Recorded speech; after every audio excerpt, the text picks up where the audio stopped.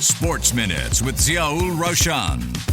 Money FM 89.3. It's time for Sports Minutes with me, Ziaul Raushan. Now, uncertainty may surround the head coach position of the Singapore national team, but regardless of who takes over the reins, naturalisation remains firmly on the agenda. In recent years, we've seen Kyoga Nakamura and Song Yong take the plunge, with a certain Perry Ng looming large on the horizon. And the latest name being mentioned is a player who's described as a box-to-box engine from Newport County, whose grandfather once called Siglap home. I'm, of course, referring to Kai Whitmore, and this is his Singapore story. Kai, joining me all the way from Wales. Welcome to Sports Minutes. How are you? Yeah, I'm all good, thanks. Good to have you with us, Kai. Plenty to talk about, but let's start with your recent trip to Singapore. First time in this part of the world. What was the experience like? Yeah, it was my first time over in Singapore. I thoroughly enjoyed it. I was there for about 9 days. It was very hot though. Yeah, I can imagine the heat takes a bit of getting used to, right? Yeah, much warmer than Wales anyway. Yeah, but I thoroughly enjoyed it out there, and it was great to experience a different part of the world, really, and where my grandpa grew up. Yeah, absolutely. We'll talk about the football experiences you had in a short while, but what about the city did you like? Did it live up to the billing? Because I know Singapore has this reputation, especially in that part of the world. Yeah, quite a lot of people go over there to visit it, so to be able to possibly represent it would be great. It's a fabulous country and up and coming, much different to back over here, so it's great to experience all sides of it, really. Food, visiting all the attractions. And you had the chance to watch a football match as well. What match did you watch? Tampine Rovers against the BG... Batum. Yeah, is it? Yeah, I think it was a cup game, right? Must have been the cup semi-final then. Yeah. And how did you? Yeah. What do you make of the level of football? Yeah, it was good to watch. The atmosphere was quite good. Bit different to back home to England, but it was quite good. Kai, let's talk about your grandfather and your roots in Singapore. When did you become aware of the possibility? I've always known the possibility, obviously, because my grandpa would always go on about it growing up. But it wasn't really until last year, obviously, I went into the English League, which is a lot higher level. Then I obviously become aware of it with Perry, and then it sort of just come together. Obviously, I was at a much higher level, so more respected. And then, obviously, Perry gave the people to contact, which I never had the contact to really get in touch with anyone. I didn't really know where to start. And then it just went from there, really. We'll talk about Agent Perry in a short while, but I want to talk football with you. Firstly, for the benefit of the listeners, can you tell us what sort of a player are you? I'd say I'm more of a box-to-box midfielder, up and down.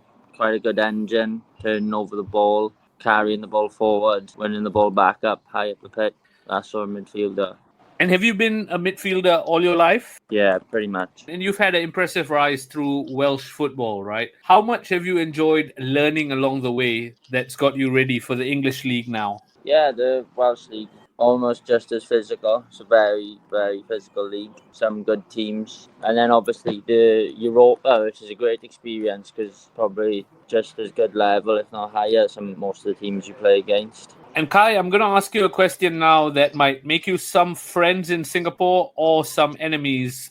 I know you play for Newport County, but which is your favorite English Premier League team? Liverpool. You're not my friend, definitely, but there's plenty of listeners who are going to love that. I'm guessing Steven Gerrard was then an idol for you? Yeah, he's probably my favourite. Absolutely. Now let's talk about Perry. And you talked about him helping you put in touch. How did you know Perry? Mostly just through one of my close friends who's on loan from Cardiff, and he's obviously quite close with Perry. But obviously I seen it all just on social media, online, and then obviously we had a mutual friend, so he just put us in contact. And I have to ask, when you spoke to Perry, what did he tell you about the naturalisation process?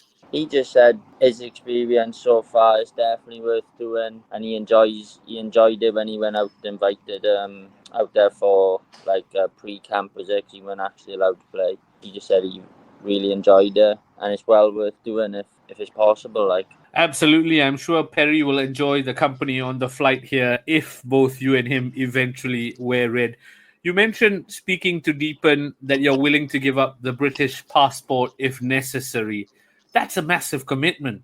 Yeah, I haven't had the chance to fully speak to someone in the legal team of like how that would affect me playing, obviously here in England. But yeah, that would be the next stage if if it was to be all possible. I'd have to speak how it would affect me here in England. Well, Wales. Yeah, plenty of ifs, hows, and buts at the moment, but it's exciting to know that you're even considering the possibility. Just in terms of your grandfather, you talked about him sharing some memories. Anything you want to share to the listeners? Mostly it was just him growing up in his early stage of life, just mostly photos growing up of when he was a kid, like most people have with their family. It was just most of the pictures of him and his family are in Singapore. When you look at all the baby photos, obviously where he was born, it's just been like quite a big thing growing up when I used to go over there.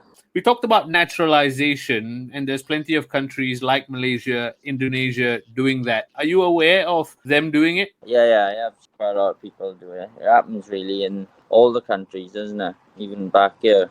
Absolutely. Kai, I know it's a lot of ifs and buts, but have you already thought about what it'll feel like if it does happen?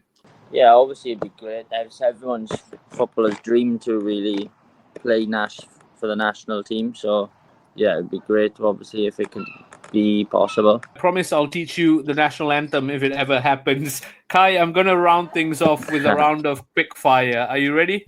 Yeah, okay. First question. Favorite local dish from your Singapore trip? Chicken satay. Oh, nice. Most played artists on your playlist? Drake, probably. Football idol growing up? Steven Gerrard. Hardest opponent you've ever faced? I can't think, to be fair. Oh, Cole Palmer, probably. Oh, nice.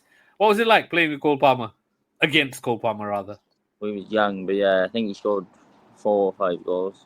Wow. Any pre-match superstitions, Kai? No, I'm not like that. No, I'll just take it as it comes. Nice. If not a footballer, Kai would be a... Well, engineer, probably. I got the qualifications for it. Oh, nice. No wonder they call you the engine. One word your teammates would use to describe you. Don't say engine. Funny, probably. Bodes well if you ever make it to the Singapore national team. Final few questions.